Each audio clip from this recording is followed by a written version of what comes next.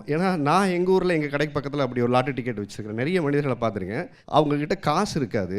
எடுத்து வச்ச டிக்கெட்டு காசு கொடுக்கலைனாலும் விழுந்தா அவங்களுக்கு தான் கொடுப்பாங்க.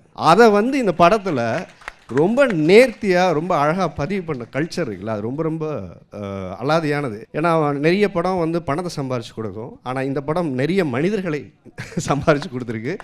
நிறைய ஞாபகம் அவருக்கு ஃபோன் பண்ணுறது, ஒவ்வொரு இடம் பேசும்போது இந்த படத்தை பற்றி நான் பார்த்துட்டு அவருக்கு நான் பாராட்டணும்னு சொல்கிறத விட யாரெல்லாம் பாராட்டினாங்கன்னு ஒரு லிஸ்ட்டு சொன்னார். அதுதான் இந்த படம் நிறைய பேரை சம்பாரிச்சு. என்ன நேற்று நான் சொன்னேன், உங்களுக்கு ஒரு படம் இருக்குது, ஒரு 20 நாளில் பண்ணலான்னாரு. அதுக்கு டைம் இருக்குமா என்னன்னு தெரில. அடுத்து நஸ்ருதீன் சார் கூப்பிட்டேங்கிறாரு, ஹிந்திக்கு போகிறேன்ட்டாரு. அடுத்து பயணம், பெரிய பயணமாக அவருடைய பயணம் பெருசாக இருக்குது. அதுக்கு இடையில் அவருடைய இந்த பயணத்தில் இந்த படம் ரொம்ப மைல்கல்லாக இருக்கிறது என்னென்னா, அண்ணன் அங்கே நிறைய காசு வாங்குறாரு, நிறைய படம் பண்ணுறாரு. அதெல்லாம் விட்டுட்டு இந்த மாதிரி ஒரு படம் பண்ணணும்னு இடையில தமிழ் சினிமாவை எங்கே விட்டுட்டு மறந்து போகாமல் பண்ணுறது இருக்குல்ல, அது ரொம்ப ரொம்ப முக்கியம்.